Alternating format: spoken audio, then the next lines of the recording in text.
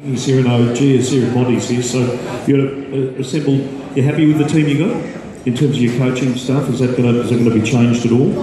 Yeah, no, I'm really happy, and the great thing is that the coaches know the playing group intimately. Obviously, we've brought some new boys in, so it's our job to get around them really quickly and form close bonds. And you know, the recruiting guys pretty much thrown to us. It's our turn now to try and improve them and build capability into them, and not only help them individually, but help them form part of a really cohesive group that's going to help the Bulldogs climb up the ladder. So the coaching group, as I said, I'm really happy with the boys. There's a slight shift in responsibilities in different areas, which we're just working through at the moment, and that'll come out in the wash. But no, they're good lads.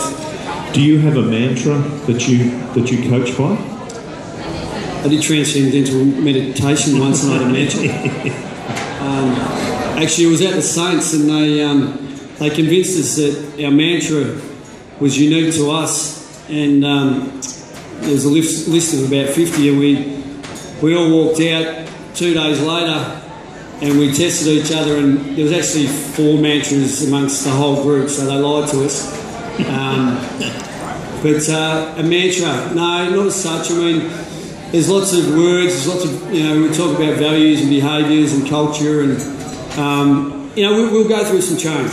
We need to. Obviously, in recent times, the club's been through some rough seas, and, but yeah, we're just looking to the future and trying to carve out our own pathway now. So we will. There'll be things that we hang, there'll be some emotional hooks and some different things that we implement that will hold us in good stead for the near future. But we need to do that right. And again, as I said, the players, the coaches, the support staff, the administration, the executive, everyone needs to be consulted. So it's a united club, and we're all pulling at the same end of the road. Yeah. If you had that conversation with the playing group and the support staff and everybody about the way you want the football club to play football? I've probably had conversations about how I expect we carry ourselves, and massive risk taker. No, I was early, and I've evolved. I suppose I'm pretty measured. I've gone on record as saying that I believe that the best coaches mould their plans around their group and their capabilities, and I will always believe that. So we're going to pitch it right up there early and see what we can do, and if we need to come back a little bit, then we will. But if we can go a bit further, at least we find out early. I'd rather do that than have a graduated approach and not test each other out. So it's a balance though. I mean, we just brought some new boys in who physically won't be ready for a little while, so we can't expect them to be playing senior footy really quickly, so that we don't get that upward pressure from a list point of view straight away. That'll happen over time. And I think in recent times, maybe when Collingwood won the 2010 flag, there's probably about 30 to 31 players who were ready to play senior footy and had played senior footy that year. In recent times, the Hawks have probably had 32 or 33, and they're big numbers. Now, we're not quite there at the moment, but the boys are improving quickly, and we just need to, as I said, reach for the sky early and see how far we can take it. Well, welcome back to the club. It's great to have you back. Thank you very much. The old girl's changed a bit since the early 1990s. The look of the place and the facilities and all that from when you were playing. It has changed a bit. I think back when I was first came to the club, I think we were still having pleasant Sunday mornings back then. You'll be reintroducing them, will you? It's a little bit more professional these days than it was. So there'll be no garbage bins full of beers on ice. The day after we play. That was quite a surprise actually, because it didn't happen at the Demons. But no, things have changed.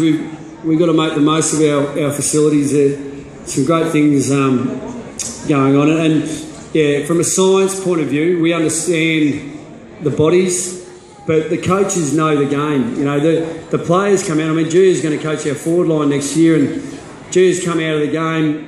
You know, been a great servant of the club for a long period of time, lived a full-time environment and knows the game like the back of his hand. And now, you know, he's going to be out of his comfort zone a little bit, but he's going to make a great coach.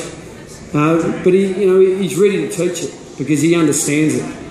Whereas back when we played, we didn't have that sort of coaching, and we came out of the game not really probably understanding the game that well. It was we were coached on emotion more than anything, whereas these days the tactical side of it and actually teaching individuals technically, you know, whether it be a skill or understanding the decision-making side of the game, our understanding of the game has come a long way. So,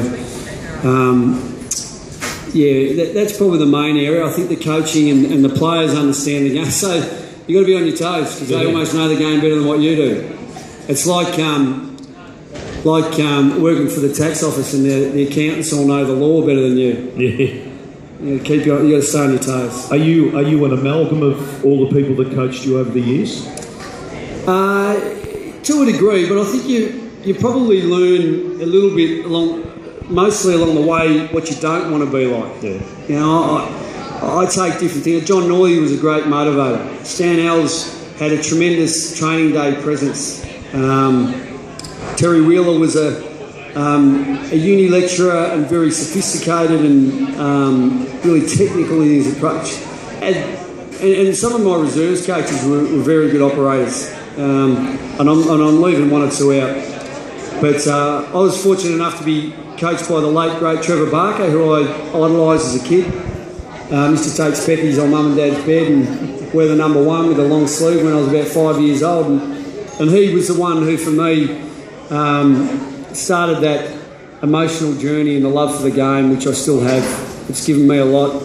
And that's why I understand with our current group and the new boys coming in, how much it means to them. Yeah. So it's our job to try and make their life in the football AFL elite environment as happy and as pleasant as possible, knowing full well they've got to work their asses off. Excuse the French. No, they're at the Bulldogs now, mate. You can say that. Have a great time between now and when do the boys finish up for a break over Christmas? I think Boxing Day we finish up, don't we, boys? No, I think we wind it up about the 19th. Yep. 19th, 20th. They've got a couple of weeks off. Yep. Yeah. So they run 10 to 15 Ks every day between then and the 4th of January, I think. Right. It might be 20 Ks every day, I'm not sure. The first they've heard of it is tonight. It's an exclusive for us, I think, on stage. Luke, great to have you at the club, mate. All the best of luck on behalf of all the Bulldog supporters here. We wish you well. Thanks, Chief. All right.